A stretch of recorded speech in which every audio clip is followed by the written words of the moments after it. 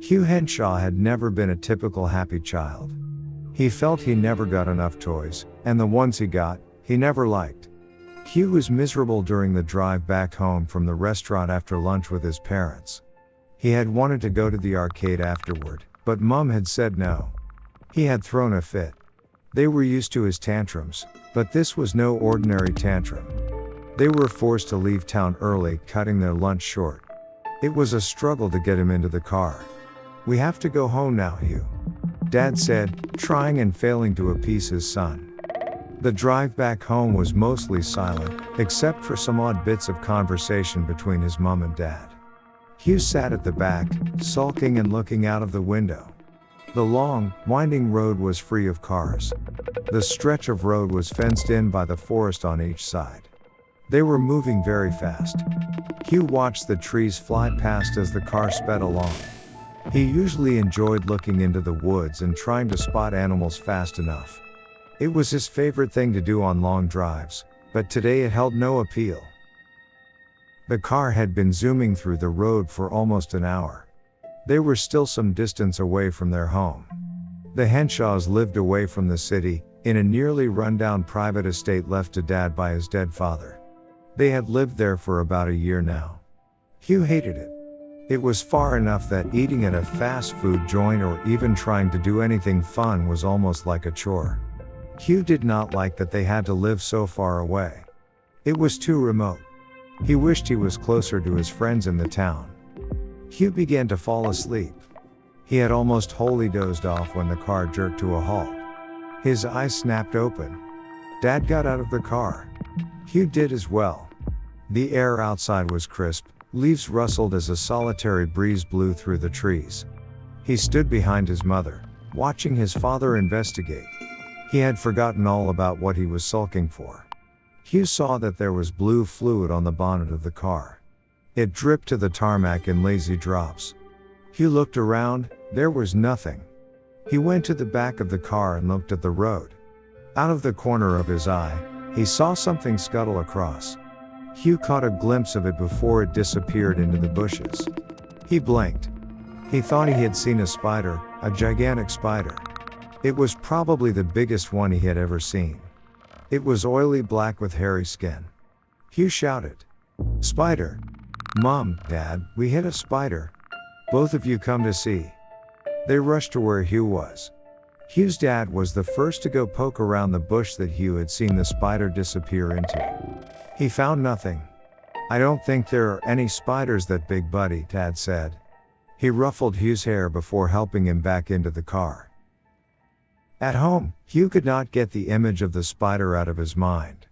He could see it crawling through the road. In its creepy, spindly fashion. During the car ride home, Dad refused to believe that Hugh actually saw a spider. Hugh himself was beginning to doubt if he had actually seen it. At home, they ate dinner, and afterward, Hugh played games on his computer. The games were a good distraction from all the spider thoughts. However, sometimes, Hugh couldn't help but think of the blue goo he had seen on the bonnet. Dad had managed to clean most of it, but some of it still remained.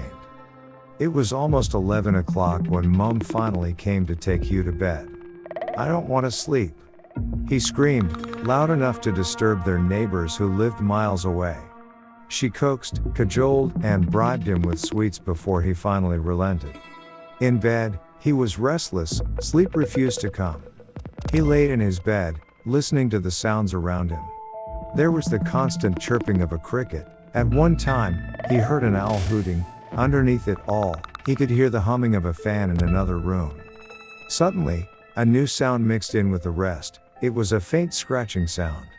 Hugh sat up as fast as he could. He could hear it louder now. The source of the sound was getting closer. Hugh suddenly had the urge to pee. He hesitantly got up from his bed and made his way to the bathroom. When he switched on the light, he was greeted with the sight of a small brown spider resting on the wall. It was lodged at one corner of the bathroom, resting on an almost invisible web. It was bigger than the spiders Hugh was used to. This one was almost the size of his small fist. He considered using his slippers to crush it, but he could not bring himself to do it. Rather, he squirmed away from it, doing his best to avoid looking at it while he used the toilet. He was fast about his business. When he was done, he practically ran out of the bathroom. He jumped into his covers and pulled them all the way over his head to protect himself against more spiders. He hated the idea of something crawling all over him. He slowly sank into sleep in that position, though his mind remained half alert. Deep into the night, Hugh was not sure what the time was. He was awoken by the faint scratching again. This time it sounded like it was just outside his window. Hugh was now sure that something was definitely there. Despite the covers, he still had the eerie feeling of being watched. He could feel something lurking in the darkness outside, waiting to grab him. He felt like a meal laid down for whatever was out there.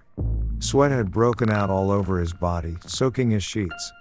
The scratching sound had more urgency to it now. It was louder and closer than ever before.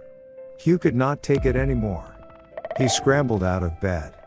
Once out, he kept his eye on the window where the noise was coming from. He fumbled around in the darkness for the light switch. His breath had quickened. He was barely even breathing now. He finally found the switch. He flicked it on, and the one thing that became immediately obvious to him was the giant spider sitting just in front of the curtains. It was inside the house, yet the window was tightly shut. Hugh would have screamed if he could find his voice to do so. All that came out was a whimper. He did not imagine this one. Somehow he knew that this was what the car had hit in the afternoon. He saw the orange fishing line that Dad always kept in the trunk on one of its legs. It was trailing behind it. Hugh figured that must have been how it found them. The spider had a large furry abdomen. It was about the size of a large dog, filling that side of the room. Its fangs clicked together as it fixated on Hugh. It slowly started to edge towards him. Hugh looked around his room for something he could use as a weapon. Nothing. Everything he owned was either plastic or rubber. A sense of despair washed over him. He had never seen something like this before. His hands were shaking. This was a nightmare come true. The spider glared at him with its large, black, beady eyes. As it stepped closer, Hugh noticed the awkward gait resulting from one of its legs being broken. Behind it, there were other smaller spiders. They too began to inch slowly towards Hugh, watching the movements of the big one. Without warning, it sprang at Hugh. His first instinct was to protect his face. He raised his hands in front of him. The spider brought him down to the ground when it landed on him. It was cumbersome. It began to claw at Hugh's face with its smaller front limbs. Hugh finally found his voice to scream. It pierced through the night, sure to wake anyone close enough to hear. He screamed again. The spider seemed to hesitate for a moment. It continued again, scratching at his face. Hugh was in intense pain. He could feel the smaller ones climbing all over him. He squirmed and screamed. Somewhere to the side, he heard his door opening. Soon after, he felt the weight of the spider come off him. When he finally opened his eyes, his entire room was covered in a spray of blue blood. Mom was holding him to her chest, asking him 10 times a minute if he was okay. Dad held a baseball bat to his side while he stepped on the smaller spiders. The sound it gave was a sickening crunch.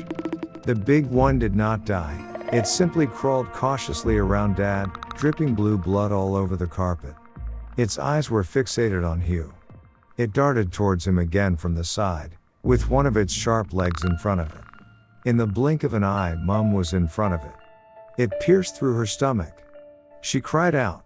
Dad reacted quickly, swinging his bat with full force. The leg snapped in two. The creature let out a shriek. Dad held Mom in his arms as the creature darted around in pain. Hugh was crying now. The blood had soaked through her pajamas, and she was quickly losing color in her face. The spider gave them little time to rest.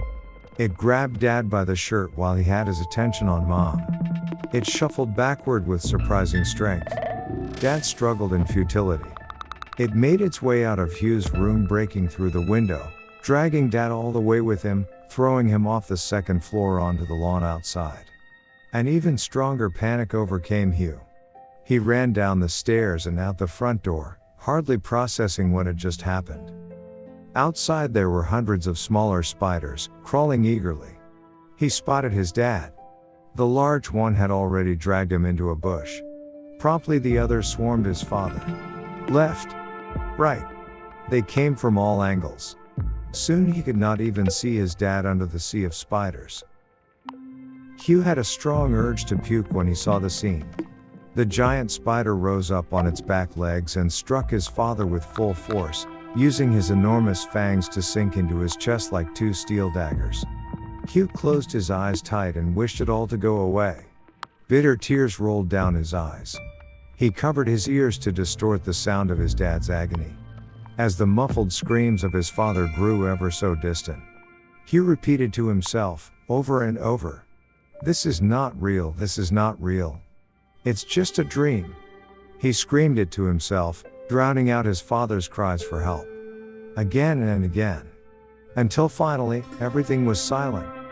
Hugh stood still with his eyes closed tight, breathing heavily, for what seemed like an eternity.